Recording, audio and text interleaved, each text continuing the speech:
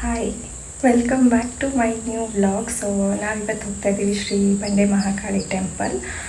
ಬನ್ನಿ ಹೇಗೆ ಹೋಗೋದು ಆ್ಯಂಡ್ ಆ ಟೆಂಪಲ್ ಸ್ಪೆಷಾಲಿಟಿ ಏನು ವಿಶೇಷತೆ ಅಂತ ಎಲ್ಲ ಈ ವ್ಲಾಗಲ್ಲಿ ತೋರಿಸ್ತೀನಿ. So stay tune.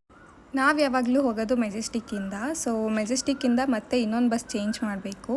ಅಲ್ಲಿಂದ ಬಸವನಗುಡಿಗೆ ಹೋಗೋ ಯಾವುದೇ ಬಸ್ ಆದ್ರೂ ಆಶ್ರಮ ಅನ್ನೋ ಸ್ಟಾಪಲ್ಲಿ ನಿಲ್ಲಿಸ್ತಾರೆ. ಆಶ್ರಮ ಸ್ಟಾಪಿಂದ ಆಲ್ಮೋಸ್ಟ್ 1 to 3 ಕಿಲೋಮೀಟರ್ ದೂರದಲ್ಲಿದೆ ಈ ಟೆಂಪಲ್. ಇದು ಆಶ್ರಮ ಸರ್ಕಲ್ ಆ್ಯಂಡ್ ಇದನ್ನು ಗಾಂಧಿ ಬಜಾರ್ ಸ್ಟಾಪ್ ಅಂತಲೂ ಕರೀತಾರೆ. ಆಶ್ರಮ ಸರ್ಕಲಿಂದ ನೆಕ್ಸ್ಟ್ ಆಟೋಲ್ಲೇ ಹೋಗಬೇಕು, ಬಿಕಾಸ್ ಆ ಟೆಂಪಲ್ ಹತ್ರ ಯಾವುದೇ ಥರ ಬಸ್ ಫೆಸಿಲಿಟಿ ಇಲ್ಲ. ಸೊ ನೀವು ಕನ್ವೀನಿಯೆಂಟ್ ಆದರೆ ಆಟೋಲ್ಲಿ ಹೋಗ್ಬೋದು. ಡೈರೆಕ್ಟ್ ನಿಮ್ಮನ್ನ ಟೆಂಪಲ್ ಮುಂದೆನೇ ಇಳಿಸ್ತಾರೆ.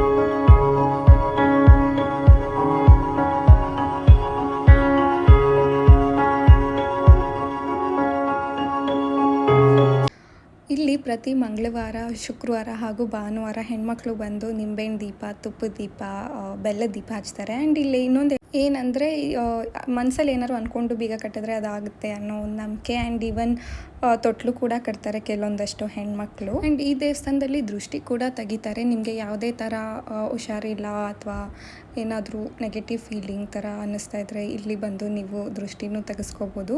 ನಂಗೆ ಗೊತ್ತಿಲ್ಲ ಬೇರೆ ದೇವಸ್ಥಾನದಲ್ಲಿ ಆ ಥರ ಇದೆಯಾ ಇಲ್ವಾ, ಬಟ್ ಇಲ್ಲಿ ಆಲ್ಮೋಸ್ಟ್ ತುಂಬ ಜನ ಎಷ್ಟೊಂದು ಕಡೆಯಿಂದ ಬಂದು ದೃಷ್ಟಿ ತೆಗೆಸ್ಕೊಳ್ಳೋಕ್ಕೋಸ್ಕರನೇ ಅಂತ ಟ್ರಾವೆಲ್ ಕೂಡ ಮಾಡ್ತಾರೆ.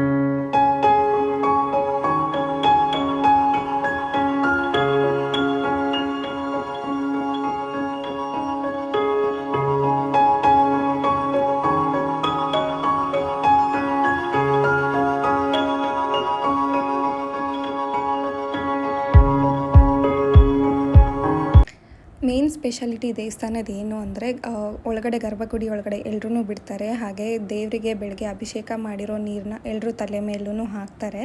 ಅದನ್ನು ವೀಡಿಯೋ ಕ್ಯಾಪ್ಚರ್ ಮಾಡೋಕ್ಕಾಗಿಲ್ಲ, ಬಿಕಾಸ್ ಒಳಗಡೆ ಫೋನ್ ಅಲೋ ಇಲ್ಲ. ಯಾವುದೇ ದೇವಸ್ಥಾನದಲ್ಲಿ ಕೂಡ ಗರ್ಭಗುಡಿ ಒಳಗಡೆ ಸಾಮಾನ್ಯವಾಗಿ ಪ್ರವೇಶ ಕೊಡಲ್ಲ.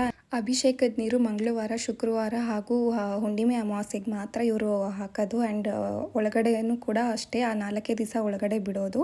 ಅದೆಲ್ಲ ಮುಗಿಸ್ಕೊಂಡ್ಬಂದು ಆ ಪ್ರಸಾದ ಎಲ್ಲ ತಿಂದ್ಕೊಂಡು ನೆಕ್ಸ್ಟ್ ನಾವು ಮನೆಗೆ ಹೊರಟ್ವಿ ವಾಪಸ್ಸು.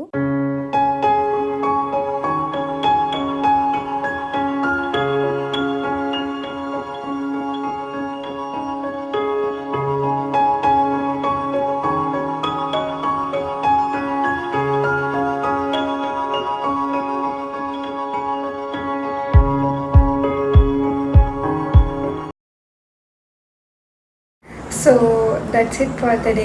ಈ ವಿಡಿಯೋ ನಿಮಗೆ ಇನ್ಫಾರ್ಮೇಟಿವ್ ಅಂತ ಅನ್ಸಿದ್ರೆ please do like, share, subscribe. Bye.